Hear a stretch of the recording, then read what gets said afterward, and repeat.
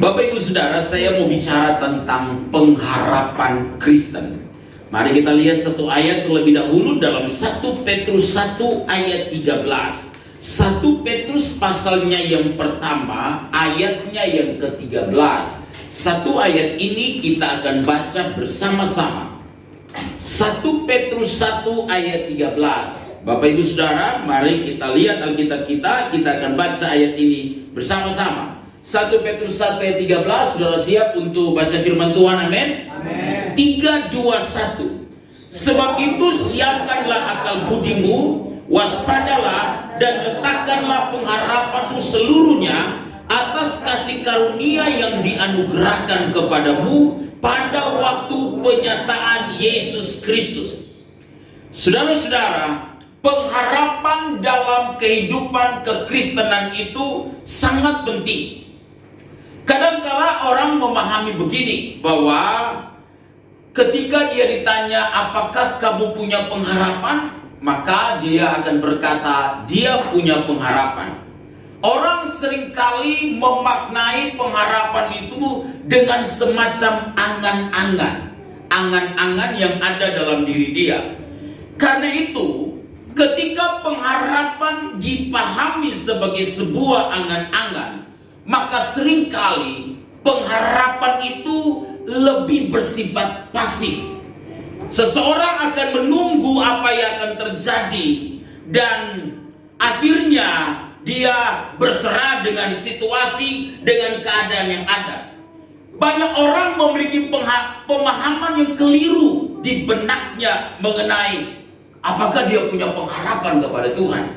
Karena ketika seseorang berpikir bahwa dia menaruh pengharapannya kepada Tuhan, maka seringkali dia berpikir Tuhan yang akan mengerjakan semuanya bagi dia. Kemudian dia akan berdiam saja, dia akan pasif saja, dan lain sebagainya.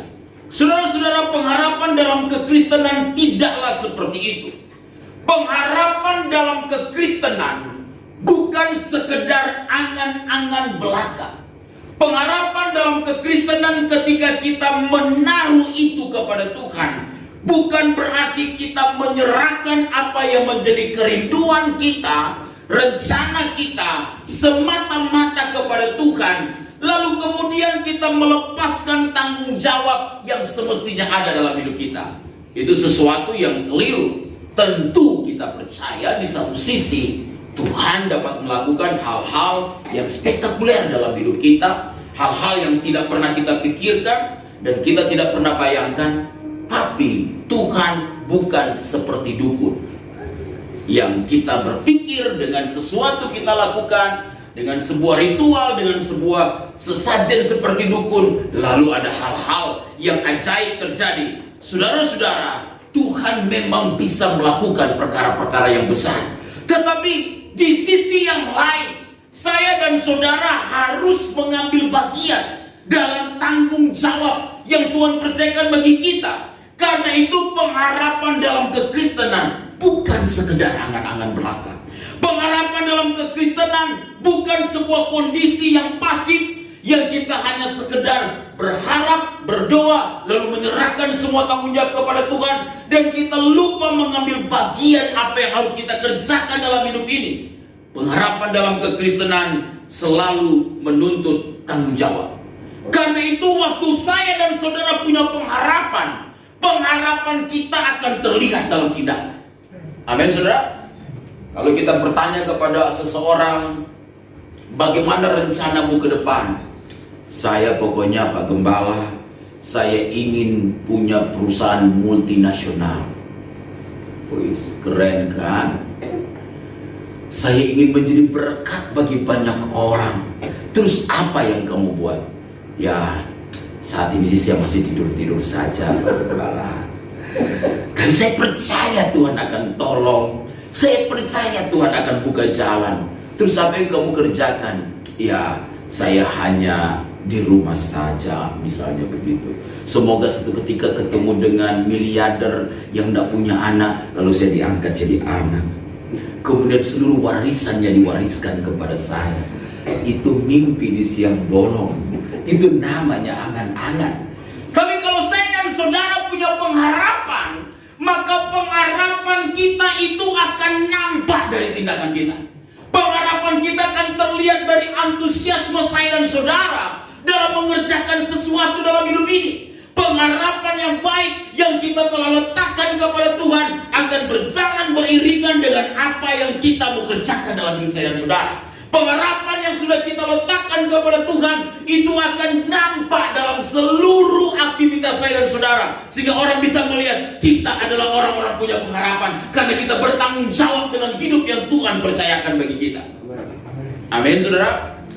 Inilah yang sedang Petrus mau katakan kepada orang-orang yang dia kirimkan suratnya, yaitu kepada para pendatang yang tersebar di Pontus, di Galatia, di Kapadokia, di Asia Kecil, di Bitinia, yang saat itu sudah mengalami tantangan yang berat, yang saat itu sudah mengalami pergumulan yang hebat. Petrus sudah mengingatkan kepada mereka ada sebuah pengharapan di dalam Tuhan, dan pengharapan itu tidak pernah akan mengecewakan. Tapi jika kamu punya pengharapan, maka nampakkan itu dalam setiap perbuatan hidupmu.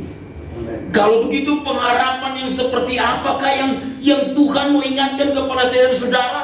Bahwa kita, kehidupan Kristen kita, punya pengharapan dalam hidup ini. Yang pertama, pengharapan yang kita miliki itu yang sejati adalah kalau pengharapan kita disertai dengan akal budi yang sehat. Saudara-saudara, saudara lihat di dalam bagian pertama dari ayat 13 ini. Alkitab berkata begini, sebab itu siapkanlah apa, saudara? Akal budimu. Pengharapan kita yang bertanggung jawab tersebut, yang menunjukkan pengharapan yang sejati itu, saudara-saudara, itu berjalan beriringan dengan akal budi, disertai dengan akal budi. Saudara-saudara, orang yang punya pengharapan tidak pernah menghilangkan akal budi dia. Orang yang punya pengharapan tidak pernah akan melepaskan rencana-rencana yang harus dia susun, yang harus dia bangun dalam hidup ini, dalam meraih pengharapan yang Tuhan berikan dalam hidup dia.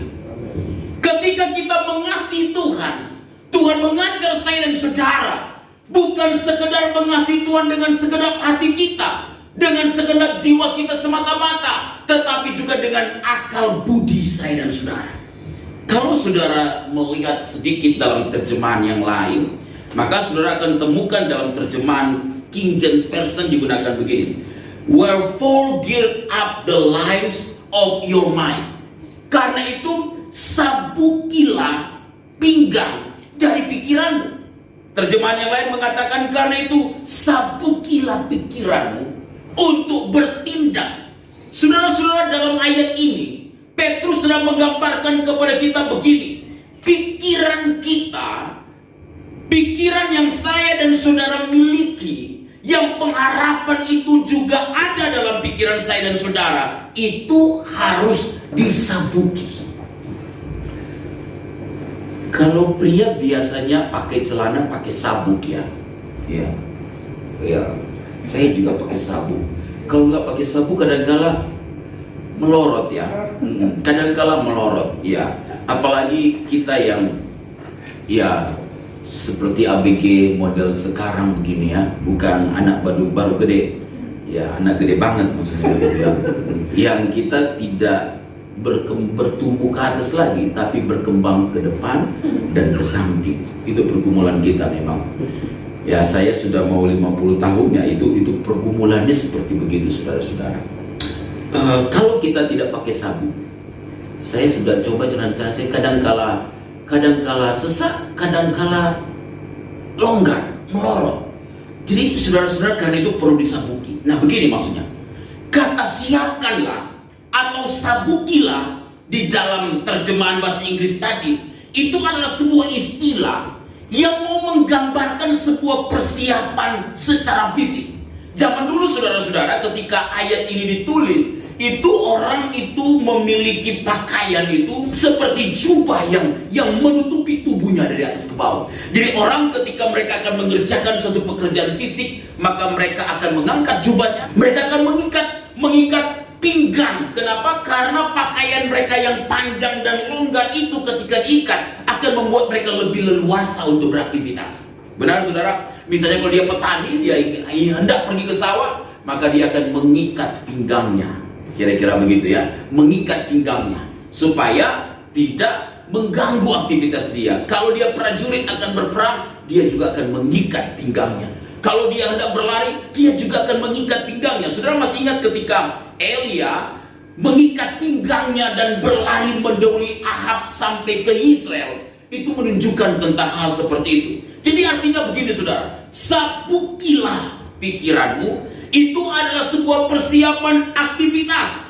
Jadi menyabuki pikiran ini, mengikat pikiran kita adalah sebuah persiapan aktivitas. Aktivitas apa? Untuk meraih pengharapan yang sudah kita taruh kepada Tuhan. Saudara-saudara, mengapa Petrus katakan sabukilah pikiranmu? Ikatlah pikiranmu dengan apa? Tentu dengan firman Tuhan. Mengapa saudara harus pikiran? Mengapa Petrus tidak katakan sabukilah tanganmu, kakimu? Sudah tahu karena pikiran ini adalah medan peperangan. Amin saudara. Di pikiran kita ini medan peperangan. Iblis mendakwa, menyerang kita seringkali lewat pikiran kita. Karena itu banyak orang Kristen menjadi orang Kristen. Jangan-jangan waktu dia naik pesawat mulai goncang, dia bilang habis lenyap ini. Karena dia berpikir pesawat akan jatuh. Dipenuhi dengan pikiran yang negatif.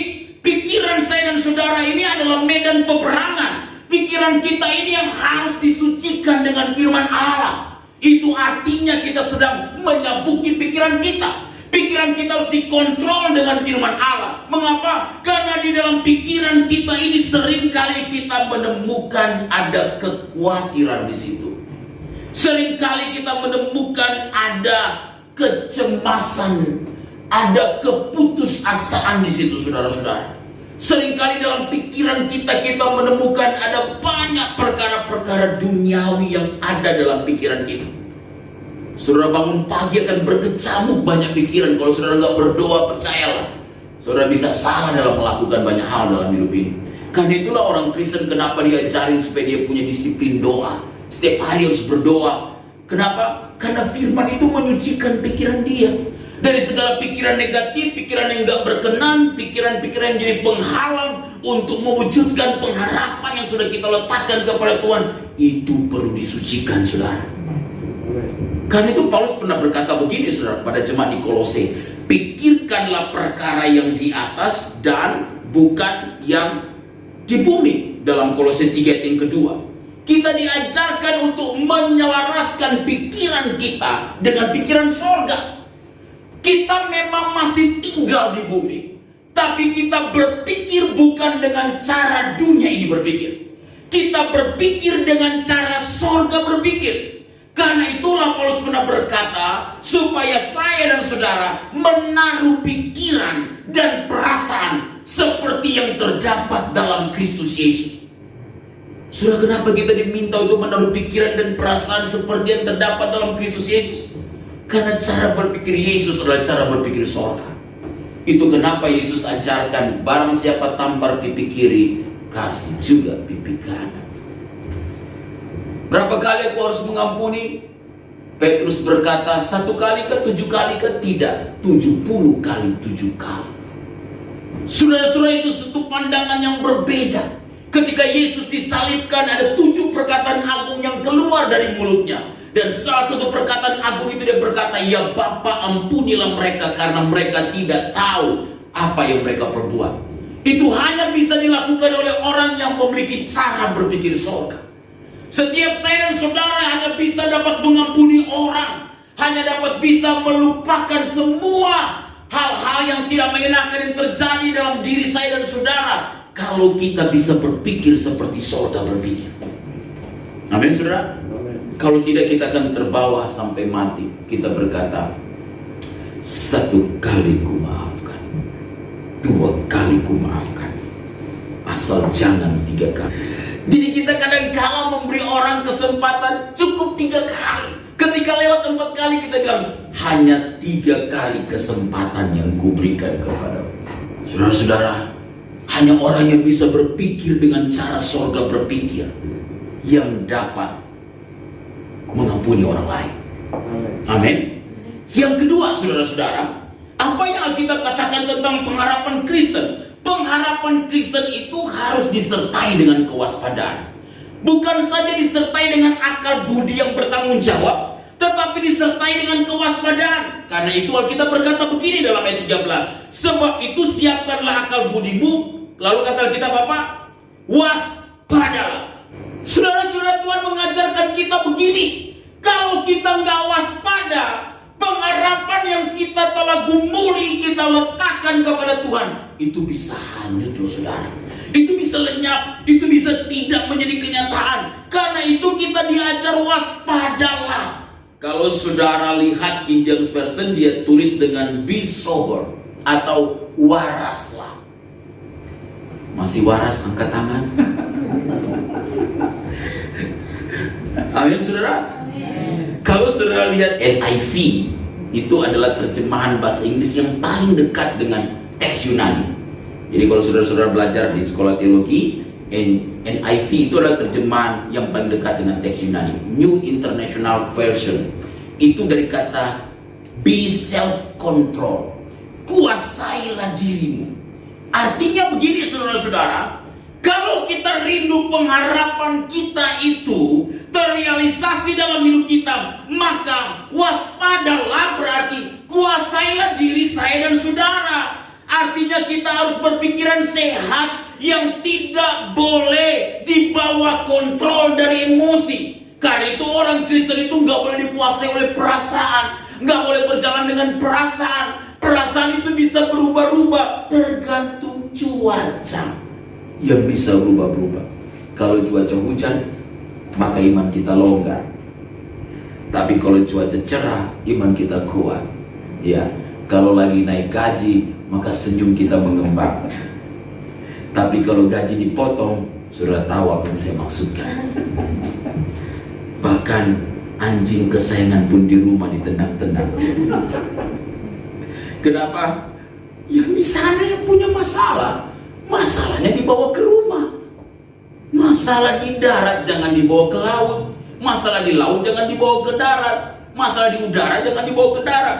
Saudara-saudara, saya dan saudara harus menjadi orang Kristen yang bijaksana. Waspada. Waspada terhadap apa? Saudara-saudara, iblis itu menaruh banyak jerat dalam hidup saya dan saudara.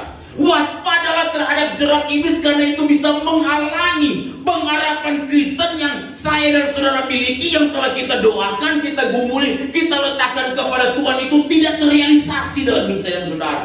Karena itu kita diajarkan untuk tidak mengikuti keinginan kita, yaitu keinginan mata, keinginan daging, dan keangkuhan hidup. Kita diajarkan untuk waspada dari segala jerat iblis itu. Ada banyak daya tarik dunia ini saudara. Yesus aja dicobai oleh iblis, apalagi hanya saya dan saudara. Ketika dia berpuasa 40 hari, dia dicobai oleh iblis di padang gurun. Iblis itu lebih tua dan lebih berpengalaman dari saya dan saudara. Jadi jangan sok tua dan sok pengalaman. Yang kita berpikir kita bisa untuk menghadapi segala tipu daya iblis dengan kemampuan kita semata-mata. Tidak bisa. Iblis itu lebih licik, lebih cerdik dari apapun. Jangan kita berpikir iblis akan datang dengan kepala yang tanduknya 2, tanduk 3, tanduk 6, dan kemudian gigi tarik. Udah ketahuan dia.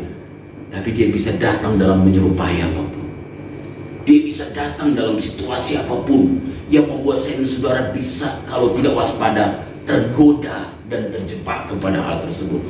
Karena itu kita diminta untuk waspada saudara-saudara, supaya pengharapan yang ada di dalam hati saya dan saudara tidak akan hilang karena kita tidak waspada dalam hidup ini. Kalau saudara belajar waspada, maka seringkali persoalan itu akan melewati saudara. Bukan tidak akan datang, tapi melewati saudara. Dia hanya akan pergi kepada yang tidak siap. Karena itu kata Alkitab begini, berdoalah dan berjaga-jagalah. Kata Alkitab ya, berdoa dan berjaga-jagalah supaya kamu jangan jatuh ke dalam apa? Pencobaan.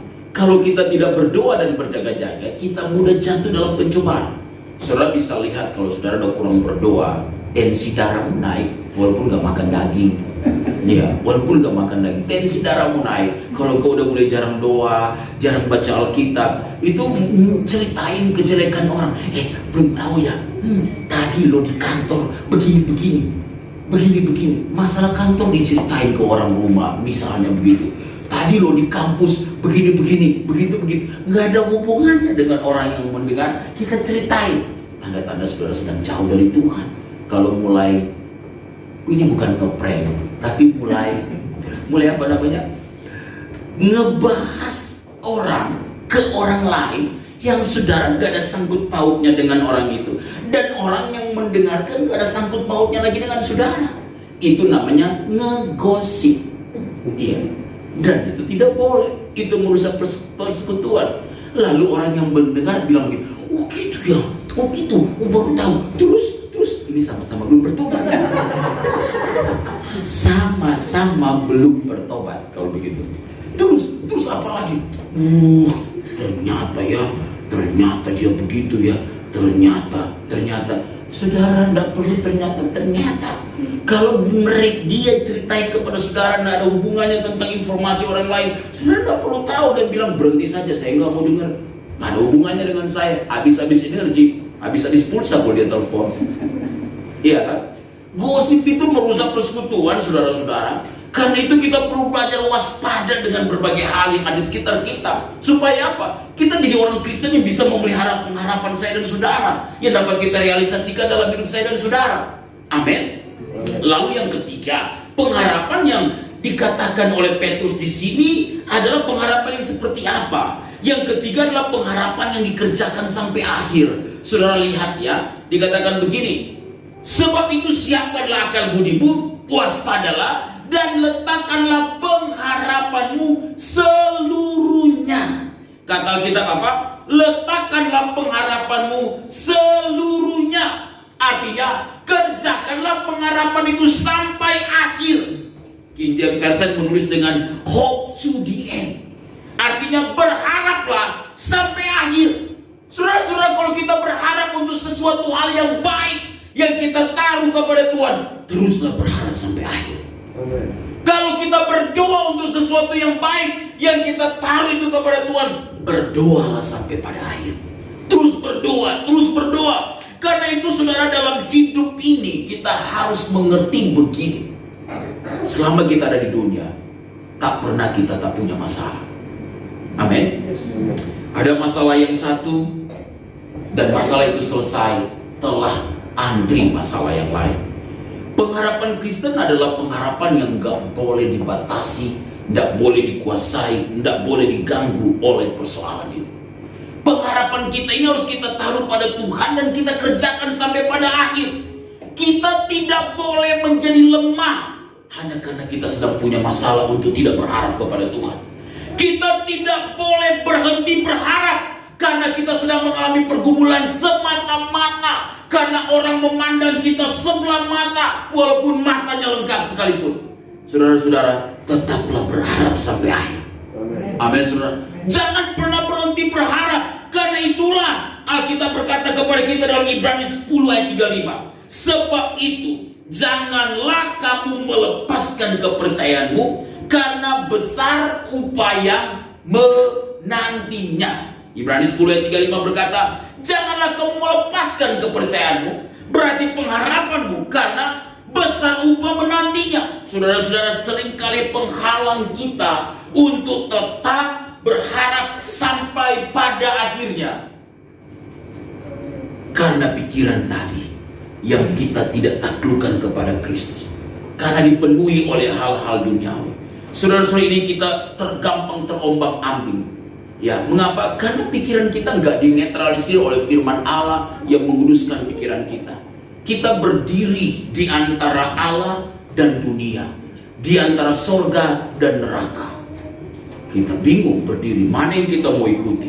Kenapa saudara? Karena kita tidak memelihara pengharapan itu secara konsisten sampai pada akhir. Karena itu saudara-saudara, tetaplah kita kerjakan pengharapan itu sampai akhir.